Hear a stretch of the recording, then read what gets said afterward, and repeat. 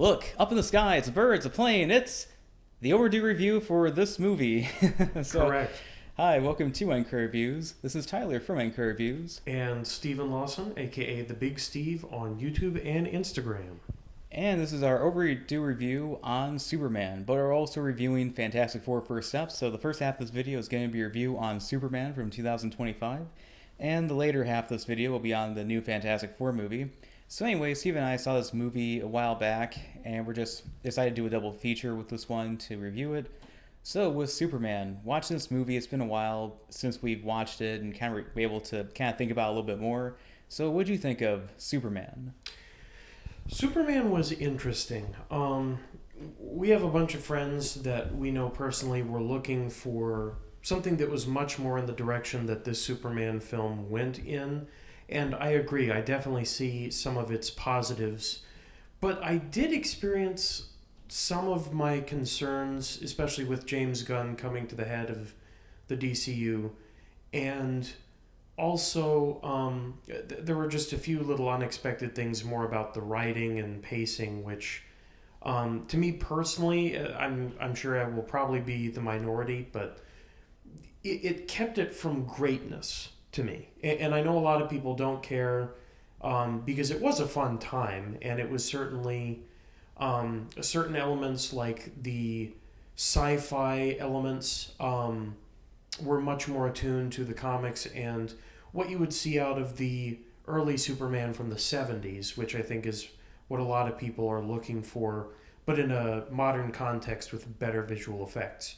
And for all of its shortcomings, it did offer that. It is definitely, I think, a solid push in the right direction. And more than anything, I'm just personally glad to see that Superman is being appreciated again, because it seems like there was a great period of time where everyone was just looking at him as like, yawn, boring goody two-shoes. And this movie did a great job of demonstrating that's not the case. This is actually a very compelling character in person, as he would be in real life, just like a human being, as Clark Kent would be. So I did like a lot of the performances. I think the one that stole the show absolutely was Lex Luthor. Lex Luthor was probably one of the best DC villains we've gotten in a good while. Ever since the Nolan films, I don't think it's even close what we got. Except for Darkseid, but Darkseid was really only teased and shown a little bit, but I digress. It was a very fun time, and in a lot of ways, it was what a Superman and superhero movie should be, where it feels like a roller coaster of feel-good stuff. But I think that also gets a little bit into where I think the problems started. And one of the big things for me, I think, was how it chose to begin the movie itself. How it chose to begin the film itself was, I think, a weak point. I can tell, I don't want to spoil it for people, but it's a pretty minor spoiler to say that for these superhero movies, you're used to seeing some type of origin, even if it's very brief, or some reminiscence to something in the past that shows development. And I think the Snyder's Superman film, for all of its faults, it did this pretty well. Even the 70s Superman and Superman Returns had some elements of it, but this film really just threw you into a random Tuesday as Superman in ways that made me feel like I don't really know who this person is yet. And by the end of the film, I think we got a better grasp, and there were good themes and tones for the Superman character that I can see why people really liked it. And I think a lot of the elements towards the second and third acts really worked well. But it started on the wrong foot. And and also, I guess, to a certain extent, you could say that it experienced a little bit of the problem that Tyler and I have talked about with heroes like Spider-Man in the new MCU. I would not say to the same extent. Spider-Man and the Incredible Hulk and the Avengers continuity have really been nerfed. And while Superman did play second fiddle in a couple of situations where I question if he should have, for this being his premiere in this new universe, I think that it still worked, and it worked better, and he didn't feel small because of it. It was just, there was a lot going on, and it, if anything, played into the fact that Lex Luthor really knows what he's doing because, for evil, because he kept Superman and other superheroes around the world busy. So I think that those are all positives. Crypto, I'm kind of torn on because, like, I think it was cute to have a dog. I was not nuts about Supergirl, but we also just got a little bit of her. So a lot of the elements that were introduced, I think, are typical for Gunn, introducing a big cast, and it was a lot to bite off in the first outing for the DCU. But excuse me, I see a lot of encouraging signs going forward.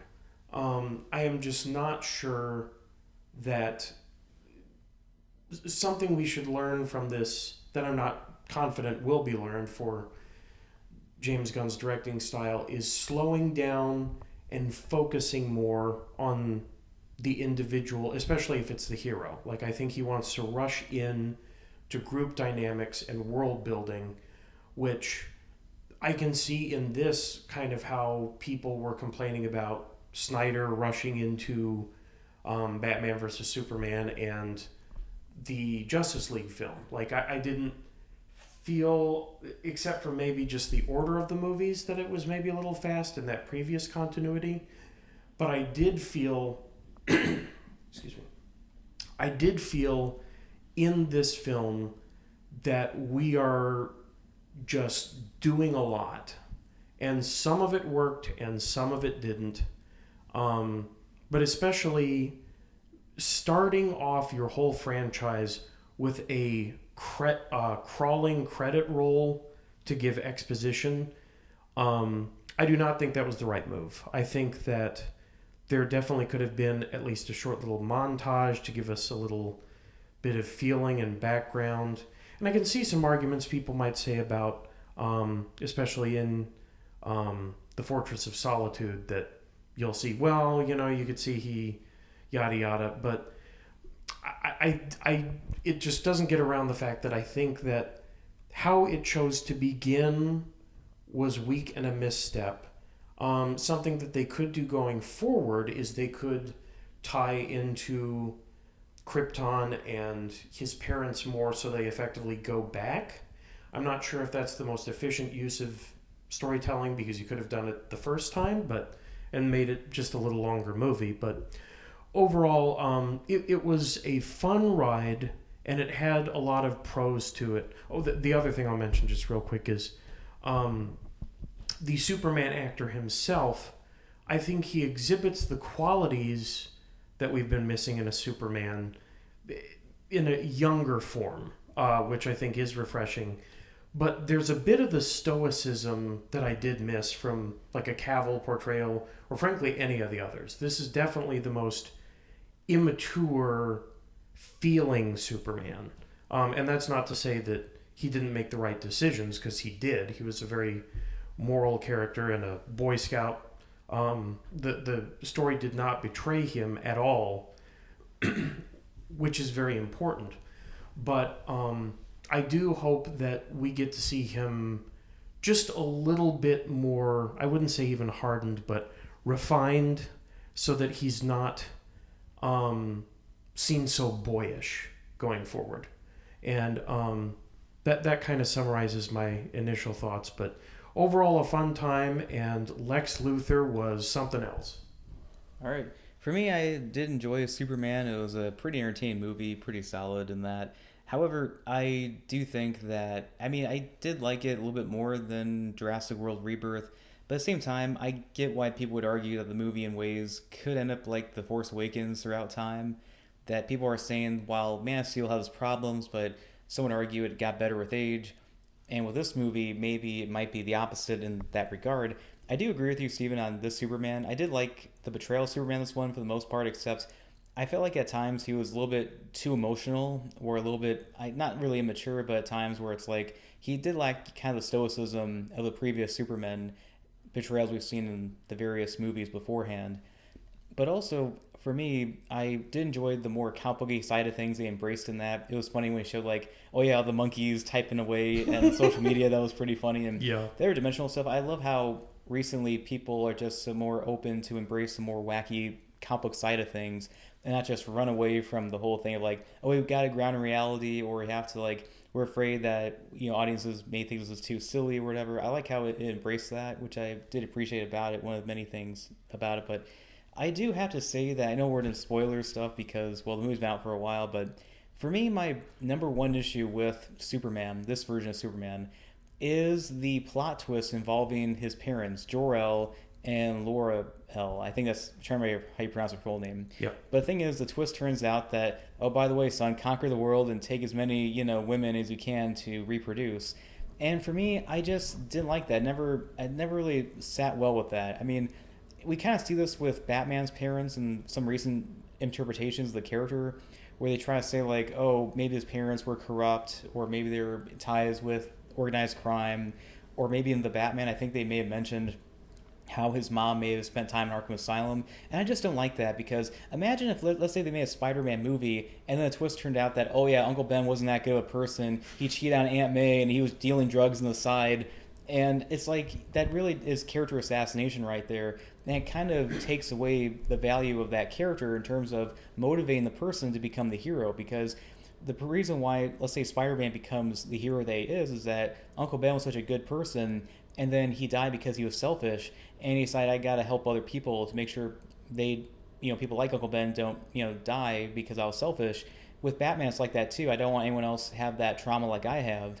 But the problem with doing this kind of character assassination of Superman is that it kind of undermines his origins in a way. Like, they try to vilify too much of the past in a way, which I guess some would argue is kind of a talking point that people have talked about of vilification of the past, and some would argue that was kind of intentional in, let's say, the Last Jedi with Luke Skywalker's character in that regard. I know it's a little bit of a tangent here, but you're used to that by now on here.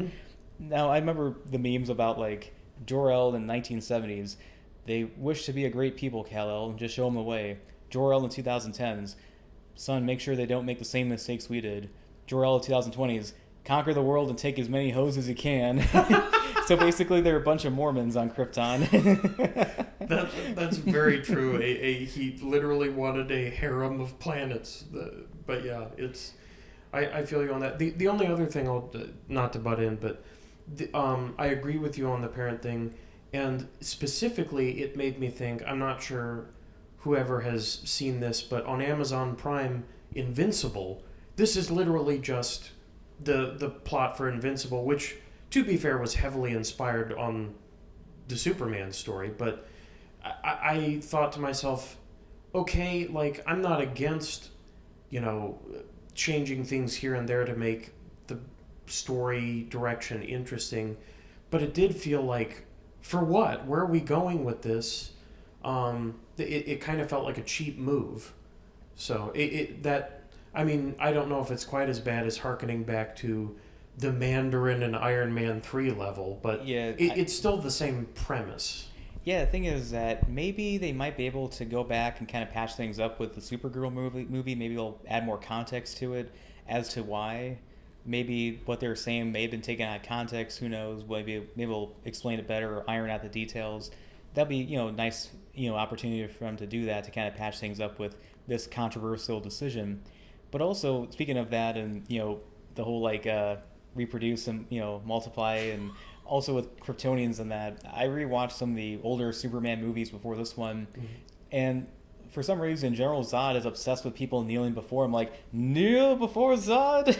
And I remember, I was like, this is kind of like some Freudian allegory here. It's his kink, absolutely, yeah. Yeah, I mean, there are some actresses in this movie that can kneel before Tyler from End Credit Reviews. Oh, man. Especially the hot girl actress. The number of memes about Hawk Girl. Yeah, and also, I mean, obviously, yes, gorgeous, but I know Rachel Brosnahan is more of your woman. That's true. That's true. But also, I mean, that kind of harkens to the point of like the politics around it. I'm sure we won't talk about it a whole lot, but I remember the whole Middle East being like such an obvious stand-in for something going on in the real world. Wink, wink, nudge, nudge. Like that was interesting. And I think James Gunn was trying to say like, oh, I wrote this before that happened. Like, come on, this is going on for like generations. What are you talking about? Yeah. But yeah, and then like, I mean, also too, it does harken back to the old Superman movies where the deal that Lex Luthor wants with his other countries is that he gets part of land. So it's kind of like this whole real estate scheme he was trying to do in the 1970s Superman movie.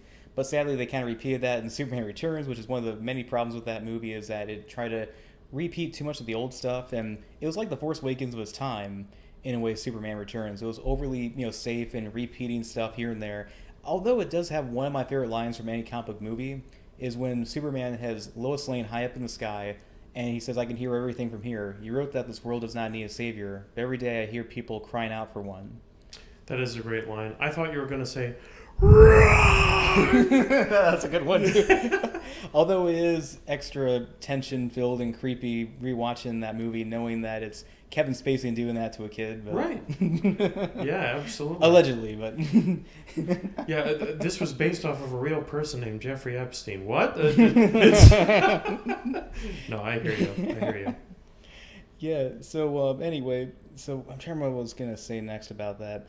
Oh yeah, so then when it came to Lex Luthor's girlfriend basically exposing him through selfies and that, it was a little bit silly. It kind of made sense afterwards in that deal, but hey, I mean, it could be worse exposing a billionaire like that. He could have been exposed during a Coldplay concert, being a lot more embarrassing. Very true. That's also not going to date this at all in retrospect. But yeah, no, I hear you on that. Well, all movie reviews are kind of dated if you think about it. For sure. They're a nice time capsule. They can make you feel nostalgic in all the right ways. Absolutely.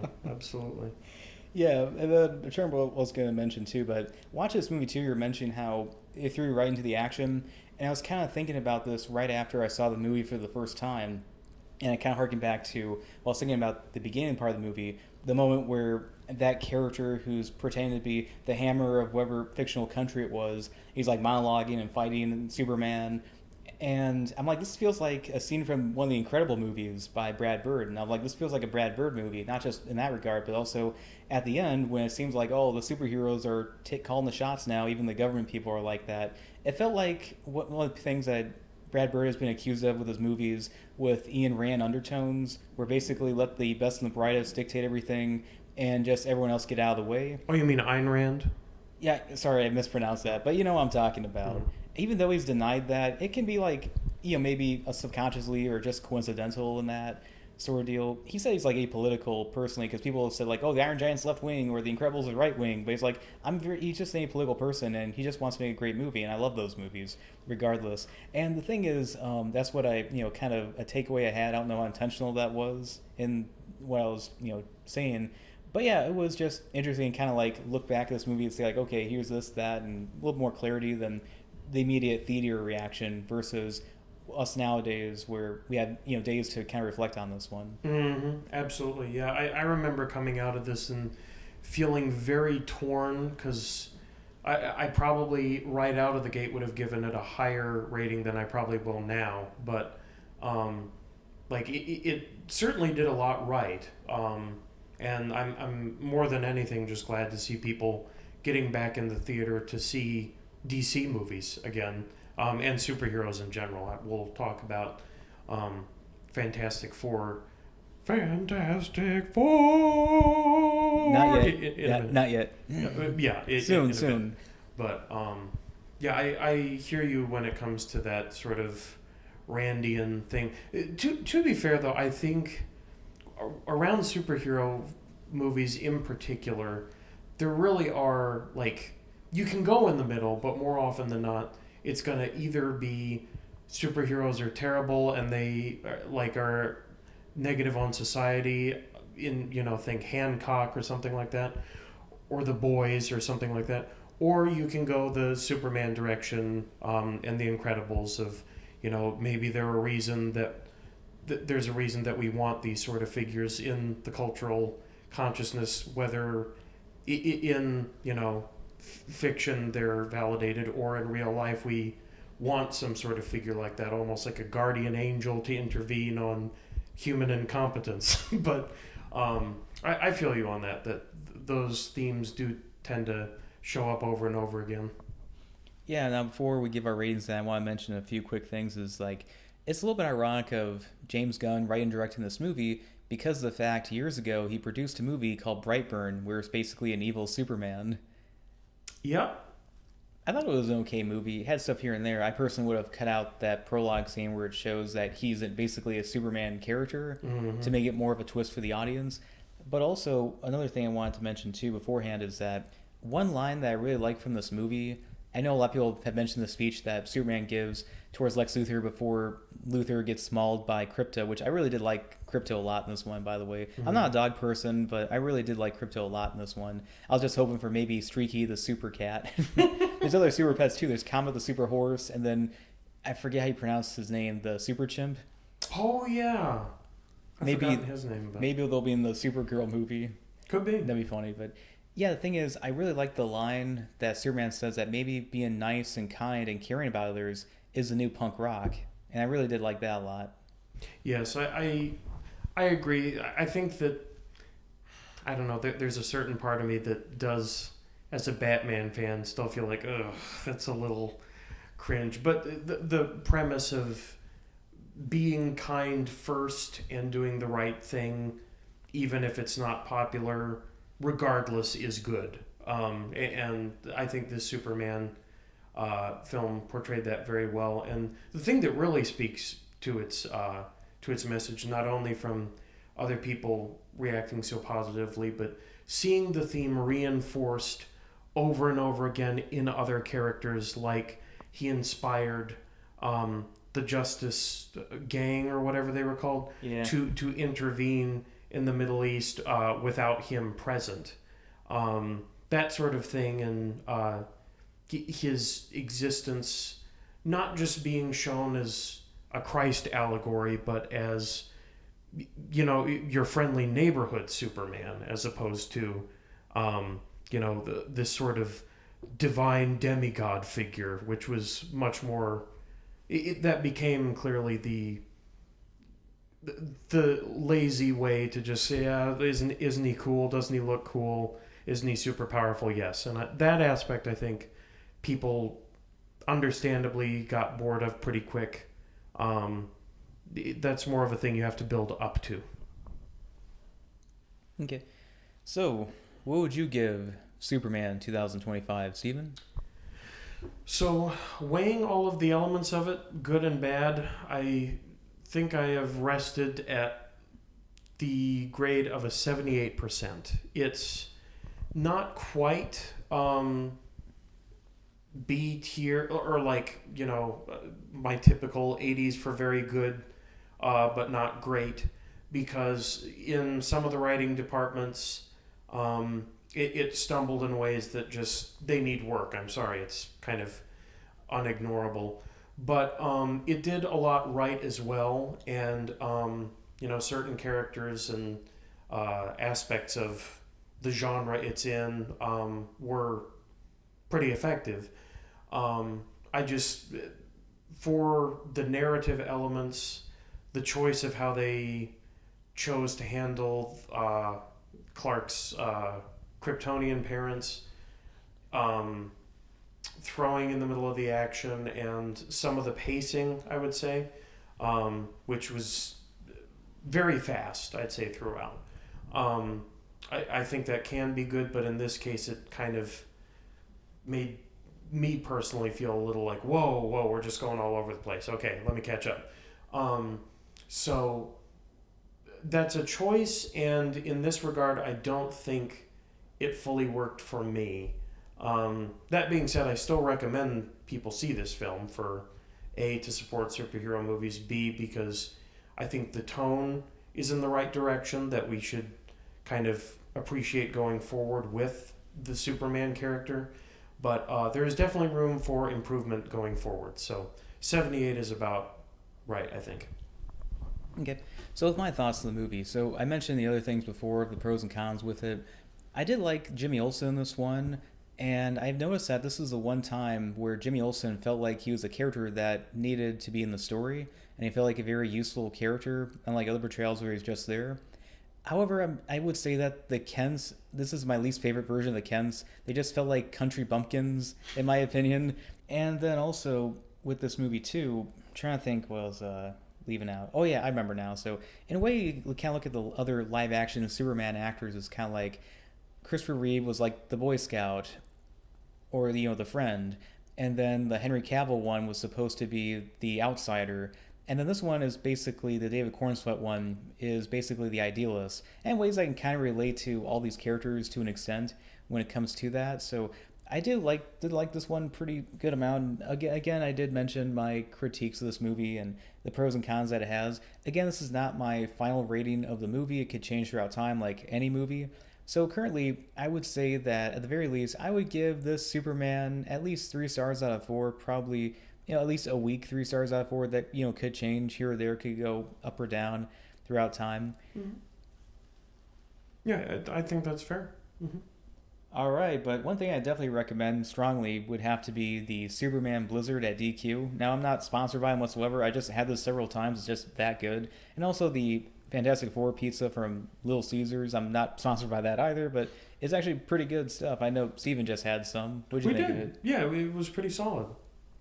All right, so now we get to Fantastic Four. Yep. That was just on the spot. Sorry about that. No, you're good. You're good. If I did some, assault on the ears on that one. So, Fantastic Four First Steps is yet another attempt to reboot the franchise from, Hollywood. So, Fantastic Four First Steps is about the Fantastic Four as a team and also as a family. And however, they encounter a Silver Surfer, played this time by Julia Gardner, and they have to stop not just her, but also Galactus. So, what'd you think of Fantastic Four First Steps? So, Fantastic Four First Steps, especially in the context of what we just reviewed, it's interesting to me because I was expecting I would not, Fantastic Four would be okay and Superman would be great. And I ended up, by the time that we saw both and really stewed on it, ended up thinking Superman was okay and Fantastic Four was pretty solid, pretty good.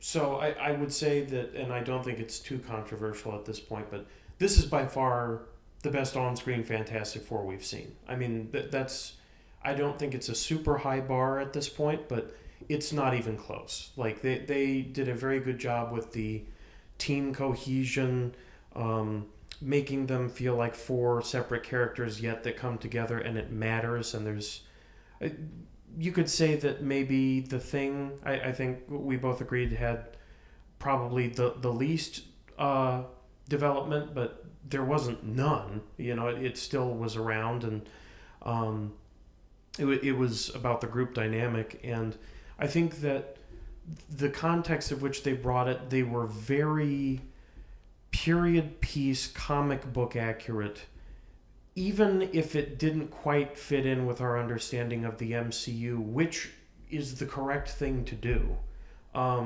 As we have seen with X-Men and some of the prior Fantastic Four entries, we have we have seen attempts at a more dark Fantastic Four, at a more contemporary 2000s Fantastic Four, and neither of those really worked. It kind of just felt awkward. So this version embraced we're in the 60s, we still have, hope for the future, and, it almost felt like something between The Incredibles and the Jetsons, which felt very appropriate. The one role that I still feel like it could have been anyone, it didn't have to be, but he was fine, was Mr. Fantastic. Mr. Fantastic he did a good job. You know, Pedro Pascal is a talented actor, but I'm not sure I would have chosen him. And I think if it was someone else, it probably would have been fine there too. It's not that his role isn't important. It just, in this film, it felt like it was a character that could be played by a multitude of different actors, including ones that looked more comic book accurate. But that being said, the intro was a little quick, and I think it some of the trailers were a little deceptive because we were supposed to see John Malkovich somewhere in the film, and he's just not in there at all. So that was kind of weird. And there's other elements as we go on, I'm sure we'll talk about.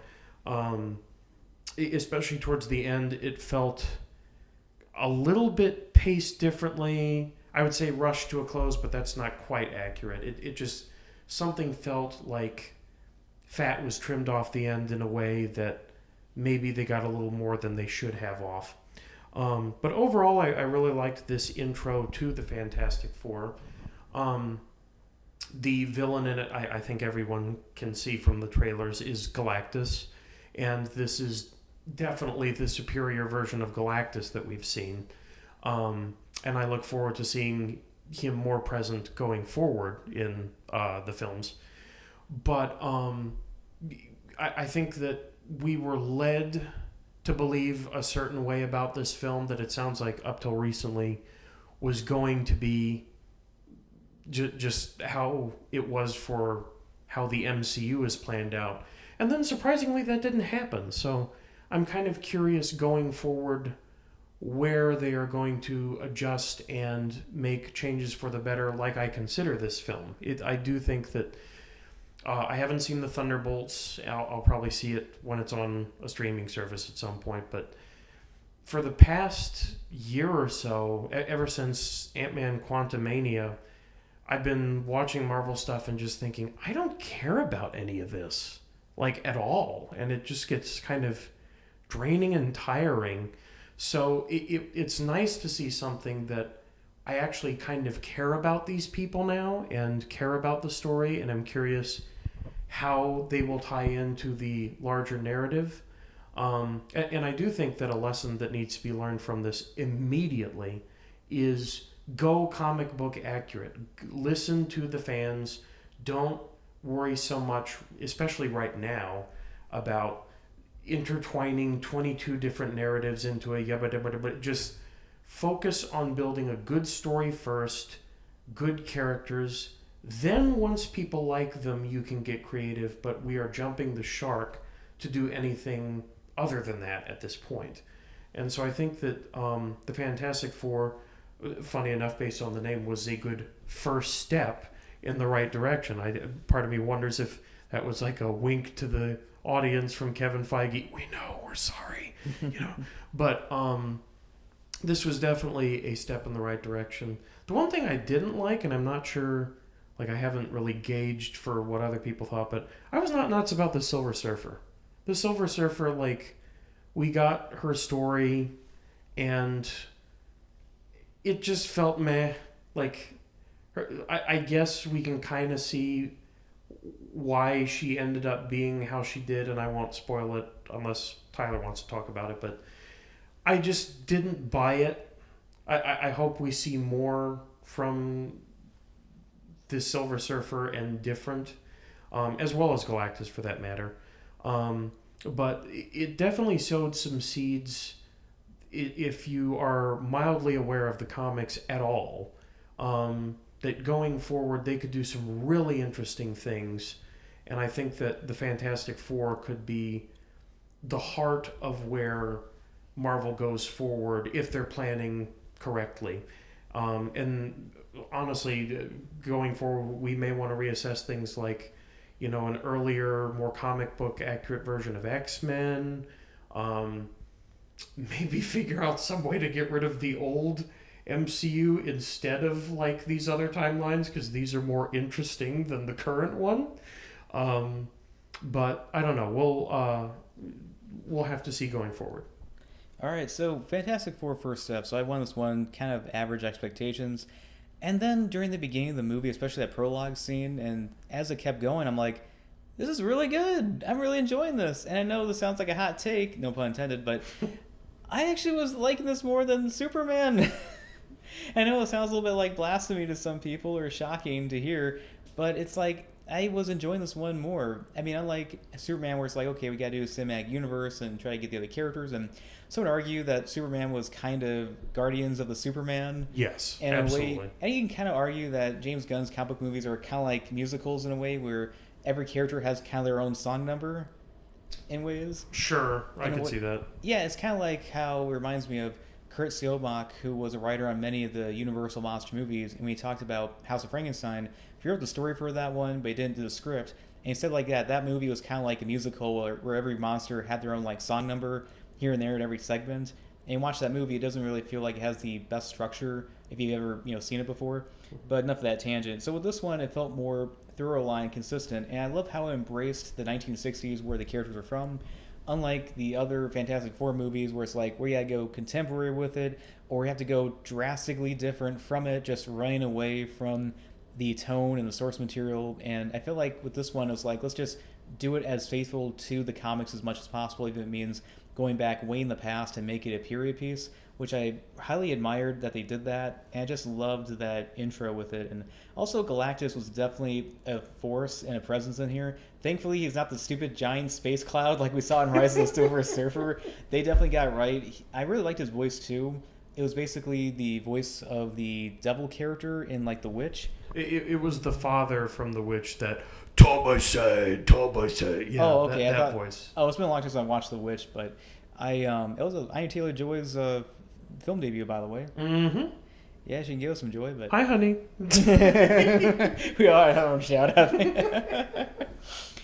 Yeah. So anyway, so with this cast here and that, one voice I was not really crazy about was this version of the Thing. Like I love the design, but I felt like the voice was a little bit too light, especially when he says his iconic, it's clobber in time. It didn't sound as gravitas or as like cool as it could have been. It felt a little underwhelming in my opinion when he finally said it, and the way his delivery for it. One thing, I'm sorry to interrupt. No pun intended. It's just occurring to me, like I was complaining to you outside of this, that I'm going to be mad if this Thing beats the Hulk, but don't you think it actually is kind of like the neutered Hulk a little bit? Yeah, a little bit. Yeah, like it's not identical, but there are some elements of that, like we can't be too seriously roar, like we're just at like I'm socially aware that I'm a big guy. Yeah, the Thing had like anger issues in the early comics, and he was insecure about his appearance. He thought, I'm just a monster. But the thing was that, no pun intended, but yeah, I would say he was the least developed of the four Fantastic Four characters. I forget her name, but she basically plays a love interest to him. And I'm like, this should have been Alicia Masters, the blind woman that becomes his girlfriend. I mean, they cast a redhead at least, but she wasn't blind in this one. I did like the Human Torch in this one. I mean, they do show him that, he's into women, but he's not like a womanizer flat out. But he's into the Silver Surfer herself. And it's just kind of funny how they joke about it. Oh, here's your girlfriend. But yeah, I liked how he did play a useful aspect in the story of trying to figure out her language and trying to reveal to her her past. And I really did like Vanessa Kirby a lot as the Invisible Woman in this movie. I think she's like the only one who actually has natural blue eyes. Of course, she doesn't have real natural blonde hair. She dyed it for this movie. But at least she wasn't wearing like a wig like Kate Mara was in some parts of that 2015 Fantastic Four movie. But I know it's an unpopular opinion, but my favorite Invisible Woman is the one from the 1994 movie. Just like with Steven, his favorite Invisible Woman is the Kate Mara one from 10 years ago. Well, I'm not sure about favorite, but certainly the hottest to me was Kate Mara. she definitely was the most my type. I agree, though, that like in this movie in particular, Sue Storm kind of stood out as like the most time was on her and importance. Yeah, and when it comes to the cast, too, I will say that I think Pedro Pascal was miscast in this movie. Sure. Because, I mean, the thing is, no pun intended. I could expand the vocabulary on this one. He's going to make a stretch here, guys. Try not to flame him for it, Yeah, be transparent with me. We're between a rock and a hard place, Just surf along your imagination. That's right. You know, a galactic brain meme. Okay, we got it all out of our system. All right. But yeah, so the thing is that I felt like there could have been other actors that could have done a better job of playing this Mr. Fantastic. And I don't get the whole thing. He had like a constant 5 o'clock shadow and also a mustache. I felt like he should just shave the mustache off. And watching this movie, I'm like, hey, is that beard coming or going? True. Yeah, it makes you wonder, like, we didn't actually see him shave during it. I wonder if Mr. Fantastic, like, his hair's bend. I don't know. I mean, but then again, how would he have a mustache then? And he has other, like, facial hair, constant stubbles. That's true. That's true. Yeah, and then also there's this funny thing going around with Mr. Fantastic, how there's a sipping cup for him, and where the position of the straw is with Mr. Fantastic. Yes, it does look very phallic. I remember that, yeah. I mean, there are some women out there that I know that wouldn't mind, surfing on Pedro. They want to make eye contact with the little toy as they're slurping him, yeah. Yeah, but it's been shown how this Mr. Fantastic has been a little bit too handsy-feely with some women, and he says, oh, it's my anxiety, quote-unquote. Mm-hmm. I'm very anxious myself, no, I hear you. Yeah, notice how he doesn't do that to Belle Ramsey. I don't know who that is off the top of my head. From The Last of Us, Miss Potato Head. Oh, yeah, that is weird. Yeah, definite "you're my kid" vibes, and that's all. Please leave. Like, yeah. Yeah. All right. So the thing is, again, no pun intended, but the point I'm trying to make here is that while I did enjoy this movie, there were times where maybe it slowed down a little bit. Maybe towards the end, I feel like the climax could have been maybe a tad bit better. And I know it's kind of spoiler here and there, but they did evacuate the city before the big climax because I guess some people would complain about, let's say, a destruction like Man of Steel from we saw from 10 plus years ago. Mm-hmm. And there are other villains in this movie too. We do have the Mole Man in this one established early on. And also I looked into what you were mentioning about John Malkovich. He was actually a character called the Red Ghost, or I can't remember the names exactly. And he was cut from the movie. I don't know why, for like pacing or whatever it was. No, he was present. He just ghosted. Oh. Wasn't there also a ghost character named Ghost in the MCU? Yeah, there was, but I think they did mention his name. That's all I heard. They did. I felt like, speaking of that, another, I guess a negative thing towards this movie is that they mentioned other villains like Diablo, the Puppet Master, I'm trying to remember who else, but I'm like, I feel like they should have never mentioned them because I thought they were going to come back up later in some way. And I just would have just not mentioned those characters because it would have been a little bit too distracting. I mean, it could have said like, oh, they're locked up or whatever, and we had our other adventures because they've been the Fantastic Four for a while. Mm-hmm.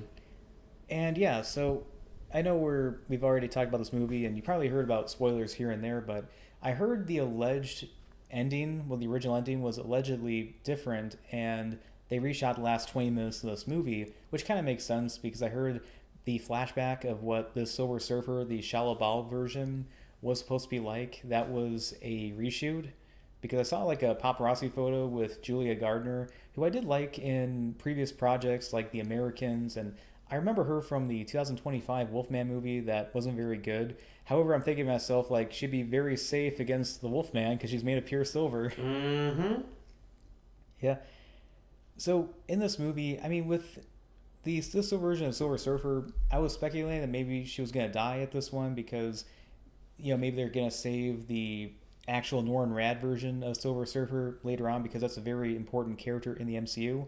Before we give our review or rating of this movie, I want to take the moment to say RIP to the actor who played Doctor Doom in the 2000s, Julian McMahon, or trying to pronounce his last name. Sorry, I'm not the best with pronouncing names sometimes. I think it is McMahon or McMahon.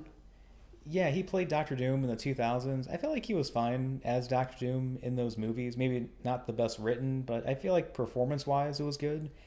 But yeah, it's ironic how he passed away before this movie came out. Yeah. Actually, he was just No. I'm not going to make a joke. But yeah. No, I'm... It is unfortunate that he passed. Yeah. So, what would you give Fantastic Four First Steps, Steven? I would give Fantastic Four First Steps an 84%. That feels about right because not quite A tier. I agree with you that at least in terms of the narrative importance, it was a slight step above in terms of all the cohesion, the Superman movie we saw. But they were both good. They were both worth seeing. And both encouraging signs going forward because DC had been down bad money-wise for a while. And Marvel, in terms of like what it's been putting out, has been just pathetic. So seeing well-received and financially successful franchises launch effectively within weeks of each other, I think is a good sign, and we should definitely not view it as a competition like some Snyder Bros and stuff are still at this point trying to do. Tyler and I know that we enjoy the Snyder films for what they are, but like our goal should be making good movies first and foremost, not a peeing contest against each other. So I'm glad that we've had two solid-ish, superhero movies, and I guess they also were both feel good. Haven't thought about that, but that's also a nice change of pace for the time as opposed to like, dark and dreary apocalyptic stuff. Yeah, I mean, there's kind of apocalyptic stuff with both movies. One would be about a wormhole, ripping dimensions, and the other one being a planet eater threatening to destroy the world. So with Fantastic Four First Steps, I really enjoyed this one a good amount. It surprised me in a lot of good ways. Julia Gardner was okay, I guess.